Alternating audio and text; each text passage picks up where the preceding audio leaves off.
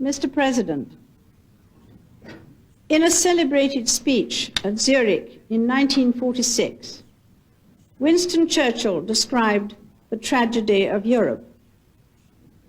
He compared the richness and vitality of European achievement in culture, arts, and science with the succession of self-destructive conflicts which has beset our continent.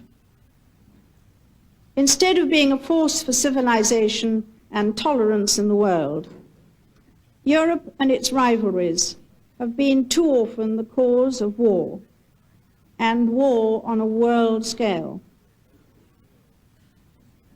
Churchill drew a deceptively simple lesson. He sought to recreate the European family and provide it with a structure under which it can dwell in peace, in safety, and in freedom. As I look around me in this ever more important Parliament of Europe, I believe that members of the Parliament and all Europeans can be proud of what has been achieved. I am grateful to you, Mr. President, for your warm welcome. I thank your predecessors, Senor Enrique Baron and Lord Plum, for asking me to make this visit.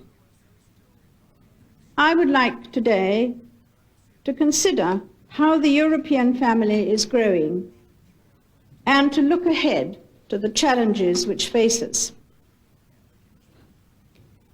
I welcome the opportunity to visit Strasbourg. This great city has long been a center of learning and culture, drawing its personality from two of our great European nations, while also suffering from the rivalries between them. After years of conflict, Strasbourg emerged as a triumphant symbol of the reconciliation between France and Germany, which the founding fathers of the community saw as the precondition for a wider European peace. The European family contains diverse personalities. In this and in its need for tolerance and mutual support, it is like any family. The founders of the European community wanted to draw strength from that diversity. They sought to manage and channel differences, to bind nations and peoples together in a common endeavor as free partners. They fully recognized the scale of the task, but their aims were much more ambitious than just a materialistic vision. For example, they fashioned the first community, the European coal and steel community, because they saw the coal and steel industries as the essential motor of war and peace, of national destruction or common prosperity. To quote from the memoirs of Jean Monnet, le charbon et l'acier étaient à la fois la clé de la puissance économique et celle de l'arsenal où se forgeaient les armes de la guerre. Les fusionner par-dessus les frontières serait leur ôter leur prestige maléfique et les tournerait au contraire en gage de paix. In binding industry together, the founding fathers sought to reconcile the peoples of Europe, not just by sentiment, but through solid ties of mutual self-interest. A European war was to be made not just unlikely, but unthinkable. To quote Monnet again, the aim was to enraciner dès aujourd'hui un intérêt commun. You are part of an effort which is unique in the world's history. We are all trying to preserve the rich diversity of European countries, because if that diversity is suppressed, we shall weaken Europe, not strengthen it. Decisions need to be taken as close to the citizen as is compatible with their success. But at the same time, we have to strengthen the ability of Europeans to act on a European basis where the nature of a problem requires a European response. That was the necessary balance struck at Maastricht. Standing here today, I am conscious of the differences in national parliamentary traditions across the community. The British members will no doubt have brought to the deliberations of this House the vigorous tone of Westminster debate, a style which can be confrontational, as some of my ancestors found.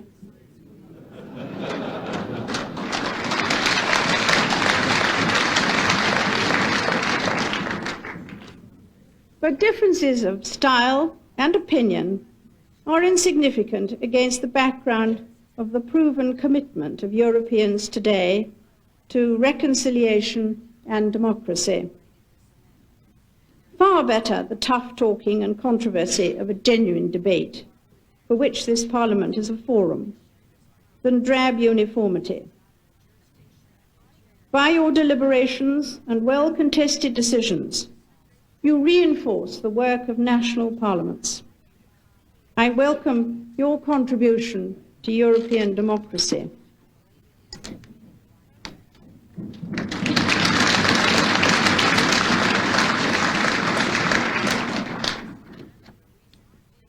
The founders of the community did not envisage a comfortable club with closed doors, but a community of challenge where members were exposed to different points of view. We have today a dynamic entity which accepts new members while holding out ties of friendship and cooperation to a wider world. It is crucial that the community continues to fulfill its international responsibility.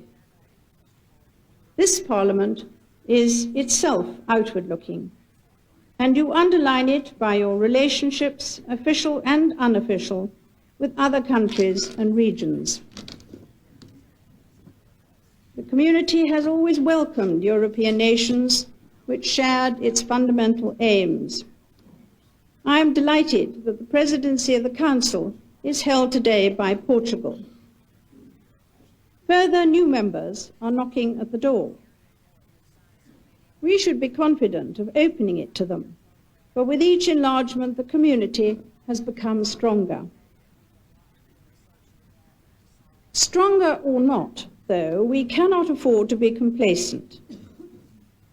War has not been banished from the European continent. I think particularly of the war-torn republics of what used to be Yugoslavia. The healing process, symbolized by Strasbourg, remains badly needed elsewhere. But there is much to encourage us. We have shared the joy of the German people at the unification of their country after nearly 40 years of repression in the East. We have witnessed the triumph of democracy and the demise of dictatorship in Central Europe. With the collapse of the Berlin Wall, the Iron Curtain has fallen. Our task now is to tend and nurture the green shoots of a democratic spring. The community is especially well suited to this task. Its institutions were built for reconciliation and to reflect common interest. This is an enterprise which cannot depend upon Europe's efforts alone. It will need the whole free world. But the community's experience stands as an example of what can be achieved. The community is reinforcing political and economic change throughout Europe through direct help and increased trade. I am sure that it must do more. I am confident that it will. We are building on sound foundations. the community offers the message of Churchill and of Monet, that reconciliation can take place of conflict. That diversity can be safeguarded within a democratic framework, that cooperation can deepen understanding and build a real community of interest. So the message from the history of Strasbourg, of this Parliament, of the community, is surely a simple one, Mr. President. We must ensure that the friendship and mutual respect which we have built among ourselves should extend more widely throughout our continent and enrich our relations with the wider world. It is a worthy ambition, true to the conviction and example of the founding fathers of the community. Others on our continent, long established or newly emerged democracies, increasingly look towards the European community. We must not let them down. I began with a quotation from a speech by Winston Churchill. I shall close by quoting one of Sir Winston's most distinguished predecessors, Lord Salisbury. In 1888, in a speech in Wales, he said, "We are a part of the community of Europe, and we must do our duty as such." 104 years on, I salute the wisdom of those words. May God grant the same wisdom to us as we build together our European family.